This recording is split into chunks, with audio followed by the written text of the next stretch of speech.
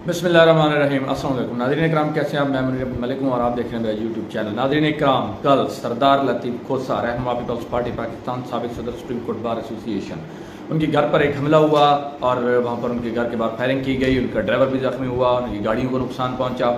इस हवाले से जो है कुछ अपडेट्स हैं वो भी आपको देते हैं। जबकि कल एक वर्कर कन्वेंशन हुआ नून लीग का और उसमें कुछ जो है उनके सदर और नायब सदर की जो है तैनाती हुई और दीगर लोगों को भी ओहदों की बंदरबांट की गई।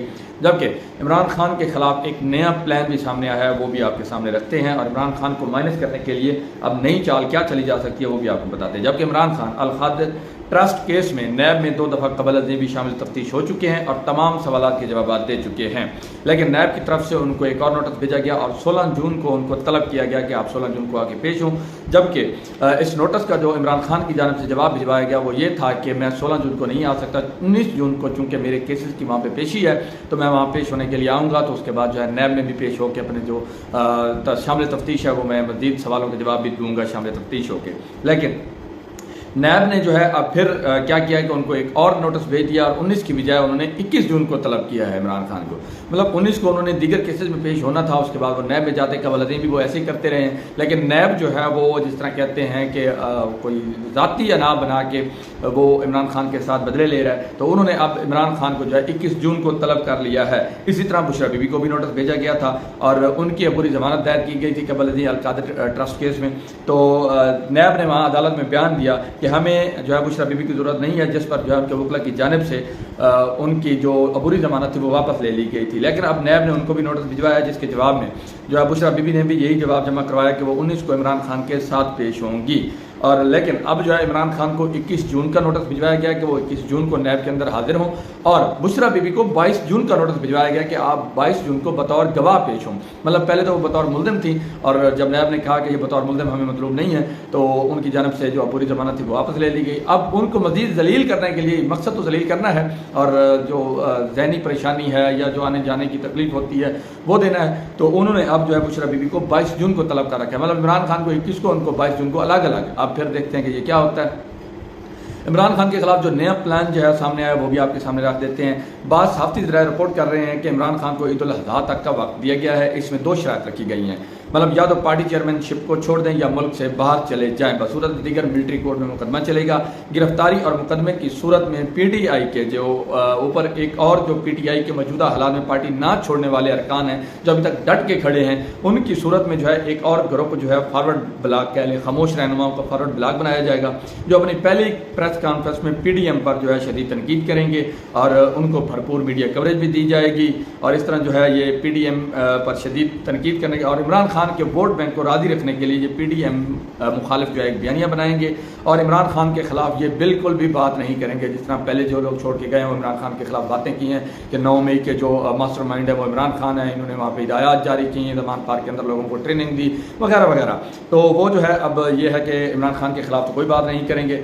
दूसरी तरफ जो है बलोचिस्तान के जो वकील थे अब्दुल रज़ाक शर, उनके कत्ल के इल्ज़ाम में इमरान खान के ब्रांड गिरफ्तारी भी जारी हो चुके हैं। अब ईद उल अज़हा तक टाइम है, अगर इमरान खान मुल्क छोड़ के चले जाते हैं या खामोश हो जाते हैं, मतलब अंडरग्राउंड हो जाते हैं और पार्टी के साथ जो है वो चेयरमैनशिप भी छोड़ देते हैं और बयानिया भी जो हर चौथे दिन कोई नई तकरीर करते हैं उसमें नई बात करते हैं वो भी अगर छोड़ देंगे तो फिर जो है उस पर वो उनको मुकदमे भी ख़त्म कर दिए जाएंगे। अगर वो इस बयानी से नहीं हटते तो फिर ये है कि नया फॉरवर्ड ब्लॉक जो है वो बनाया जाएगा।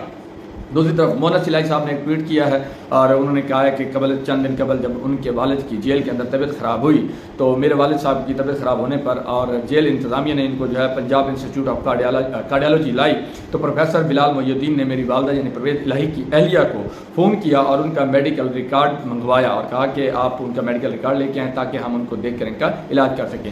जो हार्ट पेशेंट होता है उसका यही तरीक़ाकार होता है कि उसकी सबका हिस्ट्री देखनी ज़रूरी होती है। तो उन्होंने बतौर डॉक्टर मेरी वालदा से रिकॉर्ड मंगवाया। उनकी किसी सियासी जमात से हो सकता है वाबस्तगी ना हो, लेकिन आज सुना है कि उनको ओहदा से हटा दिया गया है। मतलब एक मरीज़ के ख़ानदान से मेडिकल रिकॉर्ड मंगवाने की इतनी बड़ी सज़ा कि एक डॉक्टर तो मसीहा होते हैं और उनका तो काम है कि उन्होंने इलाज करना है और रिपोर्ट मंगवाने की बदाश में उनको ओहदे से हटा दिया गया है। दूसरी तरफ हमाद अज़हर साहब, उन्होंने एक ट्वीट किया चूँकि PTI के तमाम जो लीडरशिप है जिन्होंने अभी तक जो है PTI से लातलकी का ऐलान नहीं किया, PTI नहीं छोड़ी, उनके कारोबार घरों को तबाह किया जा रहा है, कारोबार सील किए जा रहे हैं, पेट्रोल पंप से सील किए जा रहे हैं, रहे हैं, मेरे जाल हैं सील किए जा रहे हैं। अगर कोई और कारोबार है तो उसको भी जो है मुख्तलिफ हीले बहानों से जो है उसको सील किया जा रहा है। अब यह है कि हमाद अज़हर पर एंटी करप्शन का एक मुकदमा बनाया गया है, जिस पर हमाद अज़हर ने ट्वीट किया है कि मुझ पर जो है एक एंटी करप्शन का मुकदमा बनाया गया है, और यह है कि जब हमारी फैक्ट्री तामीर हुई तो उस वक्त बिल्डिंग का नक्शा पास नहीं करवाया। अर्थ यह है कि जब बिल्डिंग तामीर हुई तो मैं उस वक्त स्कूल में पढ़ता था और 25 साल से ज़्यादा अरसा गुजरने के बावजूद भी बिल्डिंग रेगुलेशन का कोई इतराज़ नहीं उठाया गया था। तो अब जो है मसला बिल्डिंग रेगुलेशन का नहीं बल्कि सियासी वाबस्तगी का है। मतलब मुझे डराने धमकाने के लिए ये सब कुछ हथकंडे इस्तेमाल किए जा रहे हैं। दूसरी तरफ इमरान खान ने रात खिताब भी किया और उस खिताब में उन्होंने जो है एक बड़ा अहम नुक्ता भी उठाया, वो आपको बता देते हैं। उन्होंने कहा कि मुझे अल्लाह पर यकीन है और मैं हर चीज़ के लिए तैयार हूँ। इनकी पूरी कोशिश है कि मुझे गिरफ्तार करें, इसलिए खौफ फैला रहे हैं कि ताकि मुझे जब गिरफ्तार करें तो लोग चुप करके बैठ जाएं। अब ये आपकी जिम्मेदारी है कि क्या आपने इनके जुल्म के सामने चुप करके बैठना है या पुरअमन एहतजाज करना है। उन्होंने एक और सवाल भी जो है अवाम के सामने रखा, एस्टेब्लिशमेंट के सामने रखा। उन्होंने कहा कि इमरान खान को माइनस करके मुल्की मसाइल का हल निकल आएगा, मुझे इस बात का जवाब दे दे। अब यह है कि इमरान खान ने दोबारा ये एक किस्म की एहतजाज की काल है, रोडों पर आने का एक जो है वो तरीका है जो इमरान खान ने अब वाज़ेह तौर पर एस्टेब्लिशमेंट को बताया है कि अगर आप मुझे दोबारा गिरफ्तार करते हैं तो फिर अवाम दोबारा सड़कों पर निकलेगी और फिर जो कुछ होगा मैं उसका जिम्मेदार नहीं हूँगा। फवाद चौधरी और जो इमरान इस्माइल हैं, अली जैदी हैं और इसके अलावा महमूद मौलवी,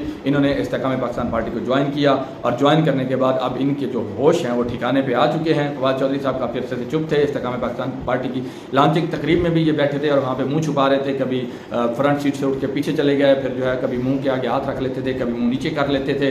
तो इस तरह जो है वहाँ पर वो नदामत के इजहार भी कर रहे थे। तो अब उनकी जानब से जो है ज़बान भी खोली गई है। उन्होंने कहा है कि कौमी और सूबाई इलेक्शन दोनों इलेक्शन लड़ूंगा, मेरे जो मुकाबले में आने वाले काउंसलर भी नहीं बन सकते। जल्द जो है वो पता चल जाएगा कि आवाम किसके साथ हैं। ये फवाद चौधरी का ट्वीट है क्योंकि उनके बारे में कहा जा रहा है कि उन्होंने अपनी ज़बान से कहा था कि इमरान खान के बगैर मैं काउंसलर भी नहीं बन सकता। अब वो कह रहे हैं कि मैं कौमी और सूबाई दोनों इलेक्शन लड़ूंगा और जो है मेरे मुकाबले में आने वाले जो है वो काउंसलर भी नहीं बन सकते। महमूद मौलवी साहब हैं जिन्होंने सबसे पहले PTI को छोड़ने का ऐलान किया था, उन्होंने जो है अब इस्तेकाम पाकिस्तान पार्टी से लातल्की का ऐलान किया। उन्होंने कहा कि अली जैदी हैं या फवाद चौधरी हैं, इमरान इस्माइल हैं, जो मैं हूँ, हमने अभी तक इस्तेकाम पाकिस्तान पार्टी ज्वाइन नहीं की। जब तक इस पार्टी का मंशूर हमारे सामने नहीं आता हम जो है ये पार्टी को जो उसमें इल्हाक है वो नहीं बता सकते। उसके अलावा उन्होंने कहा कि मैं परवेज़ खट्टक से मुलाकात भी करूँगा। जो पार्टी के बारे में उन्होंने कहा कि इस्तेकाम पाकिस्तान पार्टी की लॉन्चिंग में जो है वो जल्दबाजी हुई है। 2 दिन कबल जो है आउन चौधरी जो हैं इस्तेकाम पाकिस्तान पार्टी के मेरे ख्याल में वो सोशल मीडिया हेड भी हैं और उसके अलावा मेरे ख्याल में सेक्रेटरी इंफॉर्मेशन भी यही हैं। तो वो कह रहे थे कि जी हमने अभी मैनिफेस्टो बनाना है, मतलब पार्टी लॉन्च हो गई है, उसका मैनिफेस्टो या मंशूर जो है वो अभी तक नहीं बनाया गया। अब आ जाते हैं कि सरदार लतीफ़ खोसा साहब जिनके घर पर कल हमला हुआ और हमले में जो है उनका ड्राइवर भी ज़ख्मी हुआ, उनकी गाड़ियों को नुकसान पहुंचा। और अब ये है कि एतजाज़ हसन साहब ने बयान दिया है कि ये हमला करने वाला कौन था और हमला क्यों किया गया, इसकी वजह भी उन्होंने बता दी है। और उन्होंने कहा है कि ये जो प्लान बनाया गया था हमला करने का, ये सिर्फ जो मिलिट्री कोर्ट्स के आगे आहनी दीवार बनने का बयान दिया था सरदार लतीफ़ खोसा। उन्होंने कहा था कि ये मिलिट्री कोर्ट्स बनाई जा रही है, ये गैर नहीं है, हम आहनी दीवार बनेंगे।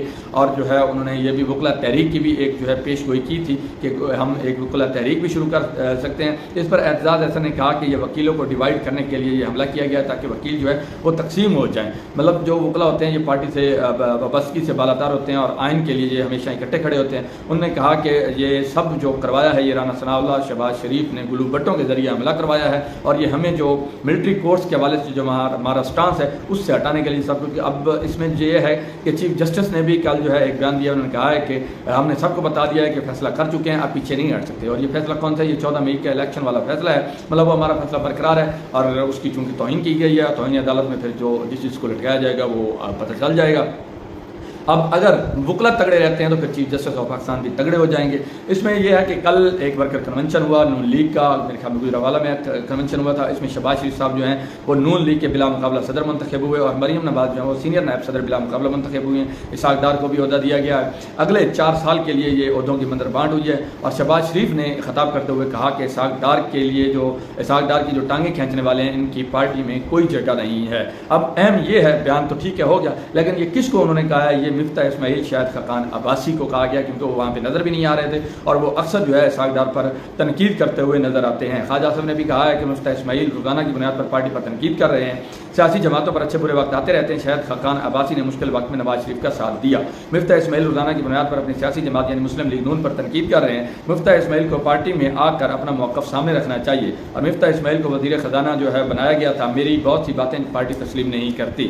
ये किस तरह से मौजूदा हुकूमत और उसके वज़ीर ख़जाना और उसकी पॉलिसीज़ पर जो है और IMF के साथ मुज़ाकरात पर तनकीद करते रहते हैं, इस पर जो है उनको गौर करना चाहिए अपने आप पर कि वो क्या कर रहे हैं। इस सब में जो सबसे अहम है वो यही है कि एजाज़ अहसन, सरदार लतीफ़ खोसा, शाहिद खाकान अब्बासी, मिफ्ता इस्माइल और मुस्तफ़ा नवाज़ खोखर ऐसे 4-5 वैध शख्सियात 4-5 ऐसी शख्सियात हैं, प्रोमिनेंट शख्सियात हैं जो इस वक्त खुल के जमहूरियत के हक़ में खड़ी हैं और जमहूरियत के जो है जमहूरियत की अलम बरदारी का जो उन्होंने एक झंडा उठाया हुआ है वो इस वक्त खुल के जो है मौजूदा हुकूमत पर भी तनकीद करते हैं और उनकी पॉलिसियों पर भी तनकीद करते हैं। दीगर इदारों पर भी जो है ताकतवर हल्कों को भी जो है वो अक्सर वो बेशतर जो है वो बताते रहते हैं कि आप क्या कर रहे हैं, गलत क्या है और सही क्या है। अब देखते हैं कि आने वाले दिनों में क्या होता है। ये 4-5 पॉलिटिकल हैपनिंग्स थी जो आपके सामने रख दी हैं। इंशाल्लाह नेक्स्ट व्लॉग में नई अपडेट के साथ हाजिर होंगे। खुश रहें, खुश रखें। मेरे चैनल को सब्सक्राइब करना, वीडियो को लाइक करना ना भूलिएगा। अल्लाह हाफ़िज़।